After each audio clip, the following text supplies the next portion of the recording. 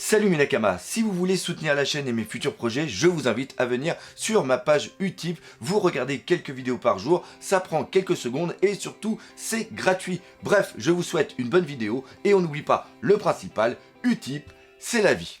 Oui, je sais, c'est complètement débile.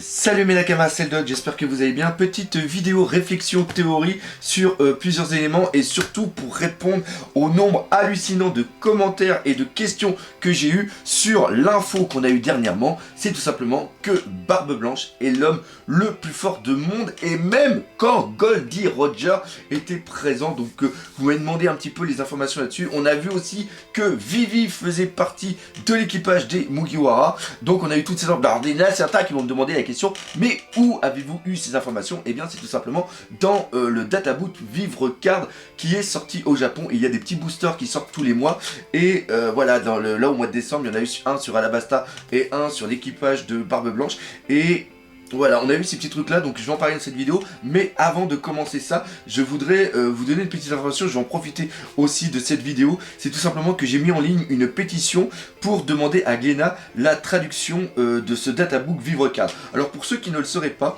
c'est quoi le databook Vivre Card? C'est tout simplement un petit classeur qui est sorti au Japon. Tous les mois, il y a des boosters à acheter. D'ailleurs, je vais vous faire la petite liste de ce qu'il y a eu. Donc au mois de septembre, il y a eu la base qui est sortie, on va dire, le starter avec 32 feuilles. Après au mois d'octobre on en a eu deux. Tous les mois il y en a deux qui sortent au Japon. Ils sont vendus aux alentours de 400 yens, donc ça fait à peu près 4 euros. Donc le premier, il y a eu deux boosters au mois d'octobre. C'était les Villains d'East Blue et les Supernova. Au mois de novembre on a eu Arlong Arc, enfin l'arc d'Arlong ainsi que l'arc d'Impel Down. Alors il faut savoir que les boosters c'est soit par rapport à un arc, soit par rapport à un équipage. Au mois de décembre là c'est le royaume, comme je vous l'ai dit tout à l'heure, le royaume d'Alabasta et l'équipage du Yonkou Barbe Blanche. Au mois de janvier, on va avoir sur les Baroque Works et l'île des Hommes Poissons, donc ça sera les gentils de l'île des Hommes Poissons. Pourquoi? Parce qu'au mois de février, il y en aura un sur Skyland, donc Skypia, et les ennemis des Hommes Poissons, donc ça va être bien sûr l'équipage de Audi. Donc on peut après imaginer qu'il va y en avoir un sur Toadland, il va y en avoir un sur le CP, il va y en avoir sur la marine, enfin bref, et on peut avoir ce qui est vraiment intéressant, c'est qu'on va avoir des informations qui ne sont pas montrées dans le manga. Et la pétition que j'ai décidé de mettre en place, la description est justement dans le lien de la pétition est dans la description de cette vidéo, va peut-être avoir le même effet que la pétition que j'avais fait il y a plusieurs mois pour la traduction des One Piece Magazine en français. Une fois que c'est sorti, j'ai contacté Glénat et Glénat m'avait dit justement qu'ils hésitaient, ils savaient pas trop, et la pétition a permis de faire pencher la balance. Donc là, peut-être que Glénat Manga est en train de réfléchir à savoir quels vont être les moyens, est-ce qu'on va le faire, est-ce qu'il va y avoir de l'intérêt et tout ça. Donc si vous mettez un petit signe, enfin si vous signez la pétition, et ben peut-être qu'on aura aussi ce databook en version française. Je tiens aussi à signaler qu'il y a aussi eu une pétition, mais c'était pas moi qui l'ai fait, pour la traduction des romans de Ace. J'en avais parlé dans une vidéo et c'est vraiment important parce que je trouve que le One Piece est un univers tellement riche, il y a tellement de choses qui ont été faites dessus que il faut s'intéresser plus à l'univers et que ça soit bien que des trucs comme ça soient traduits en français. Et je voudrais une dernière chose, faire un petit coucou à Chaleureux qui m'a super aidé par rapport à tous les renseignements que j'ai pris au niveau de Vivre Card. Il a fait un travail de taré avec son équipe, enfin avec les personnes qu'il connaît pour compiler les informations et aussi les traduire et aussi faire un petit tableau. Donc voilà, c'était les informations qu'il y a d'ici. Et là maintenant on va parler concrètement des dernières infos qu'on a eues. Alors on va commencer tout simplement par Vivi. Il faut savoir que au niveau des Vivre Cards, il y a des numéros juste en haut qui permet justement de faire un classement, et l'équipage des Mugiwara sont les 10 premières cartes, hein. Et justement on apprend, mais ça on le savait depuis longtemps, que Jinbei fait bien partie de l'équipage des Mugiwara. Pour rappel, Luffy lui a posé la question sur l'île des Hommes Poissons, il avait refusé parce qu'il y avait quelque chose à faire, et la chose qu'il avait à faire c'était tout simplement au niveau de Toadland, et à la fin de Toadland, il fait bien partie de l'équipage des Mugiwara. Et là on apprend que Vivi fait aussi partie de l'équipage des Mugiwara. Alors pour info, ça avait été donné, elle avait semi-donné la réponse.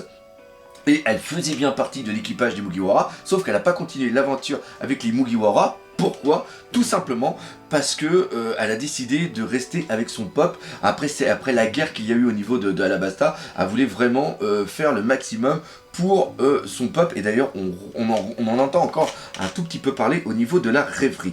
Et Vivi, sur sa carte, elle a le numéro 13. De ce fait, si Jinbei est le numéro 10 et si Vivi est le numéro 13, il ne faut pas avoir fait Saint-Cyr pour savoir qu'il y a 2 fiches manquantes. Et là, on peut se poser la question, quels vont être les prochains Mugiwara?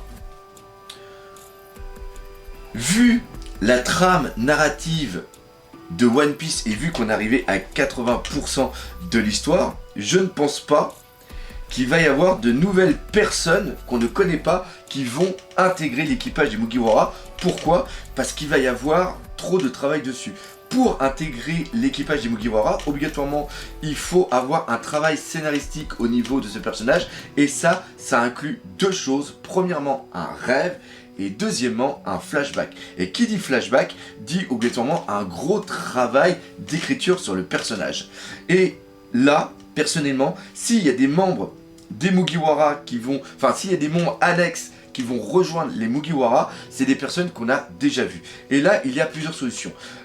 J'étais contre cette idée depuis très longtemps, mais vu l'écriture et vu ce qui s'est passé au niveau de Toadland, je pense franchement que Carotte va intégrer l'équipage des Mugiwara. Pourquoi? Parce qu'elle a les 2 choses. Elle a le rêve et elle a aussi le flashback. La mort de Pedro y a joué beaucoup. Et la mort de Pedro permet de créer ce trauma. Le trauma, j'en ai aussi déjà parlé. C'est-à-dire que l'équipage du Mugiwara, jusqu'à Brook, possède un trauma commun qui est le trauma de Shabondi. Et après, il y a eu le trauma, entre guillemets, de la mort de Ace. C'est-à-dire que le trauma de Shabondi, c'est-à-dire qu'ils ont vu que même s'ils étaient unis et même s'ils avaient une certaine puissance, ils ne pouvaient pas continuer leur aventure s'ils ne devenaient pas plus puissants, s'ils étaient... Il fallait qu'ils soient soudés vraiment. Et le fait qu'ils aient tous été séparés, la manière dont ça s'est passé au niveau de Shabondi est quelque chose qui les a marqués. Et ils ont été séparés une fois, et donc plus jamais ils ne seront séparés. Même s'il y a eu une séparation au niveau de Zou et au niveau de Dressrosa, Zou et aussi Toadland, c'est pas la même séparation qu'il y a eu au niveau de Shabondi. Et ce qui s'est passé aussi, c'est que après, quand ils sont revenus, ils ont eu des nouvelles capacités et pendant justement qu'ils ont été séparés, il y a eu l'information comme quoi que Luffy avait perdu son frère et qu'ils n'étaient pas là justement pour l'aider dans cette énorme douleur. Et ça c'est pire, c'est leur capitaine avait souffert et eux n'étaient pas là pour le réconforter. Et ça fait partie du trauma. Et c'est ce que j'ai parlé, le trauma de Ace. Et il y en a un qui a participé à ce trauma. C'est tout simplement Jinbei. Jinbei qui est le nouveau membre d'équipage, a participé, a été là pour faire réagir Luffy et lui faire comprendre que même si ton frère est mort, tu as encore d'autres personnes qui sont ta famille. Et donc on n'est plus dans un équipage, mais on est bien dans une famille. Et c'est quelque chose d'humain. Quand tu es une famille, tes liens sont différents que si tu étais un ami. Et donc la personne qui va venir... il faut qu'elle trouve cette place dans cette famille. Et je trouve que le travail qu'il y a eu autour de Carotte, avec la mort de Pedro, parce que c'est à ça, et ça je l'avais déjà dit il y a longtemps, c'est à ça qu'a servi la mort de Pedro. La mort de Pedro permet à Carotte de ressentir aussi une douleur et que cette douleur soit partagée par l'équipage des Mugiwara. C'est-à-dire que là, on a eu le trauma de Shabondi, on a eu le trauma de Ace, et là maintenant, on a le trauma de Pedro.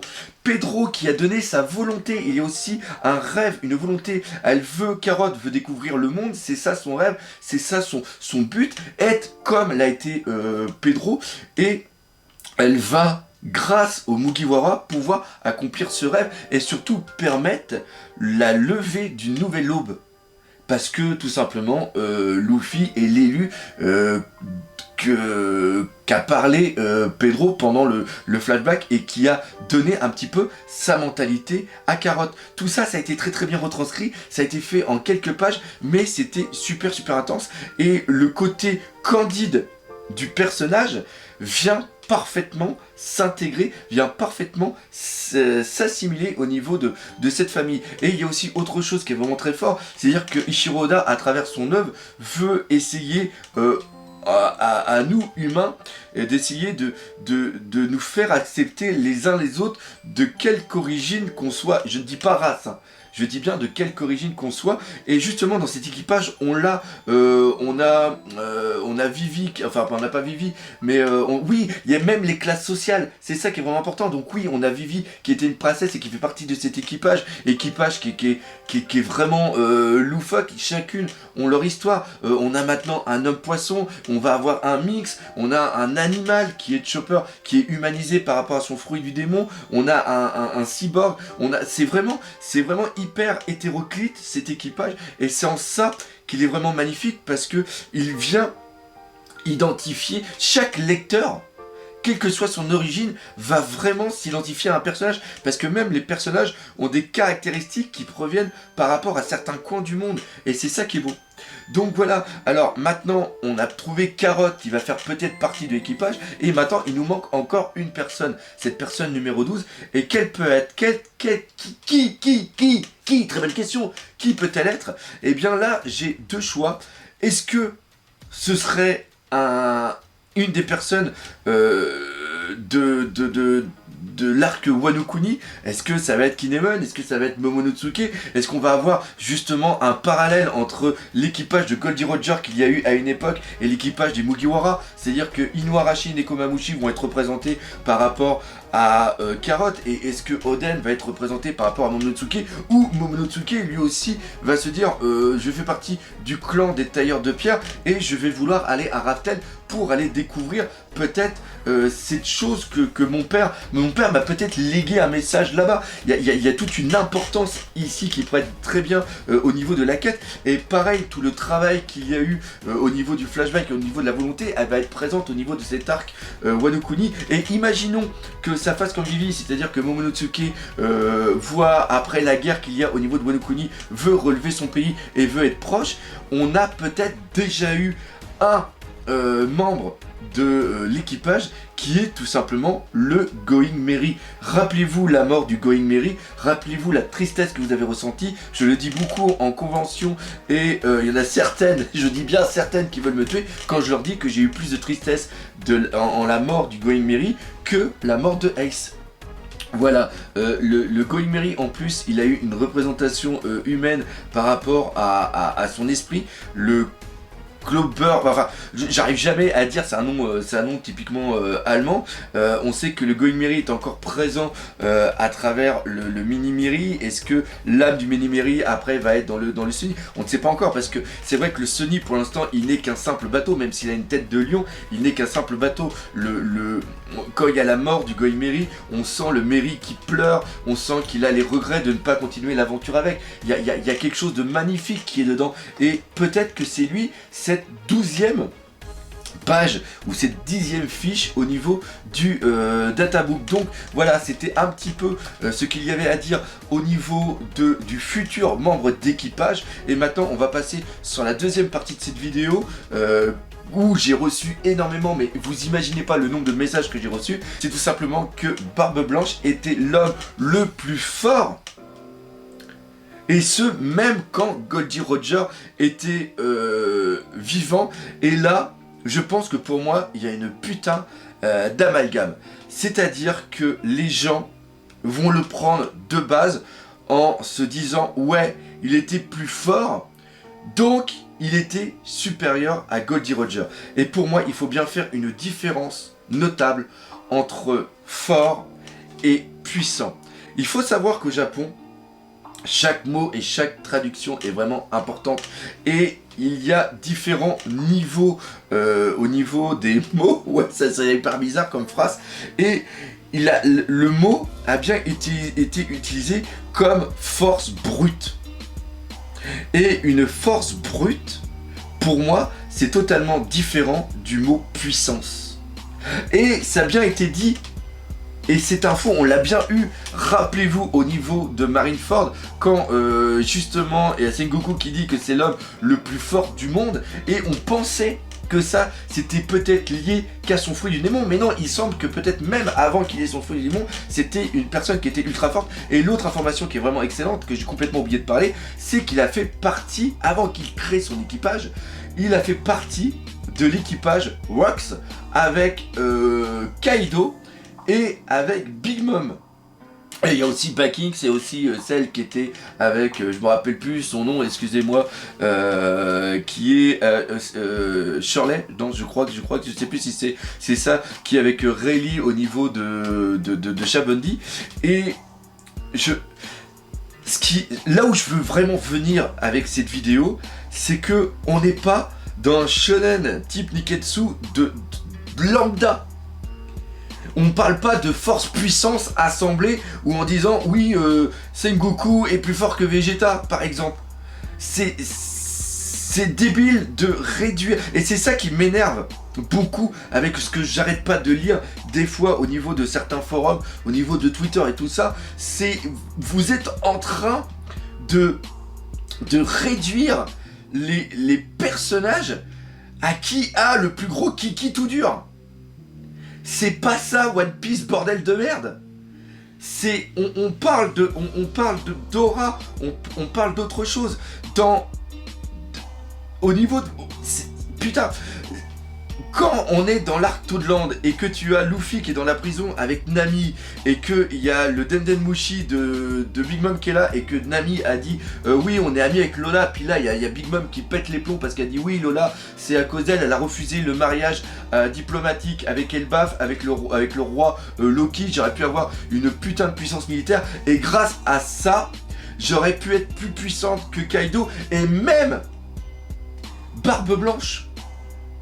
Et là, on parle bien elle transforme une puissance militaire par rapport à la force d'un personnage. C'est-à-dire que oui, d'accord, Barbe Blanche était l'homme le plus fort physiquement, sûrement au-dessus de Goldie Roger, mais il n'avait peut-être pas la mentalité nécessaire et la volonté pour devenir le seigneur des pirates et accomplir quelque chose.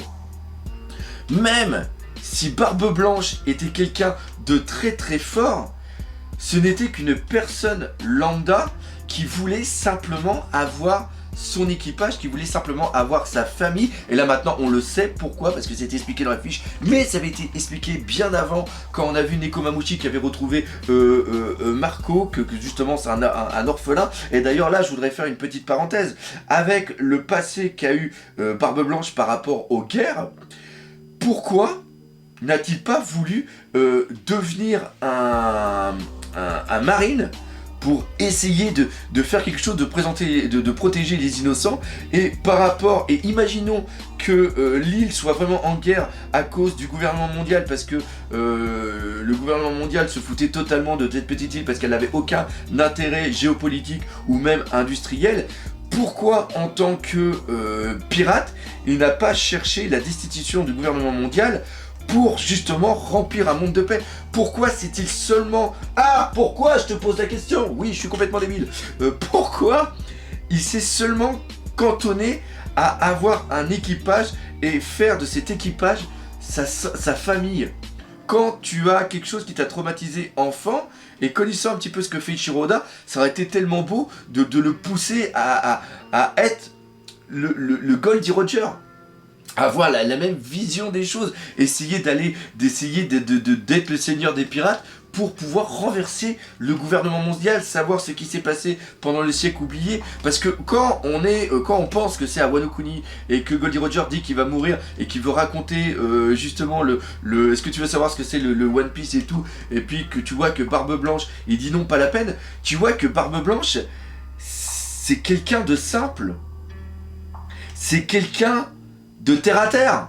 Et quelqu'un de terre à terre pour un pirate, je trouve que c'est marrant, n'est-ce pas? Donc voilà, c'est ça qui m'étonne. Donc oui, il était fort, oui, comme on dit que Kaido est la créature la plus forte, que ce soit dans les airs, la terre ou la mer. Mais à côté de ça, est-ce qu'ils ont cette volonté, est-ce qu'ils ont cette chose qui fait que ce sont des hommes puissants parce qu'ils pensent avant tout aux autres avant de penser à eux-mêmes. C'est ça pour moi la puissance. La puissance va bien plus loin que la simple force. Même si tu peux être un gros fils de pump et tu peux utiliser ta puissance à des fins néfastes. Mais Goldie Roger, s'il n'avait pas eu cette maladie, je pense qu'il aurait accompli des choses de fou. On peut dire par exemple que Dragon est un homme puissant. Il est puissant par rapport à son armée de révolutionnaires et par rapport à la mentalité qu'il a. La puissance peut être aussi faite sur quelque chose qui n'est pas physique. La puissance peut être aussi d'un point de vue mental. Enfin, vous voyez où je veux en venir. Donc, là où ça m'énerve un petit peu, c'est que les gens se basent seulement que sur quelque chose de lambda, de vraiment terre à terre.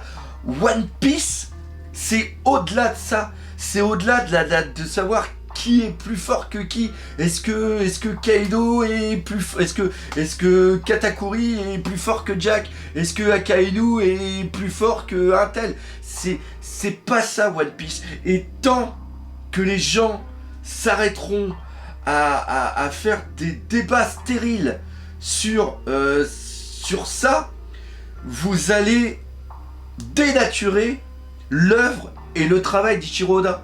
Encore une fois, je vous le dis et j'espère ne pas me planter dans ce que je dis.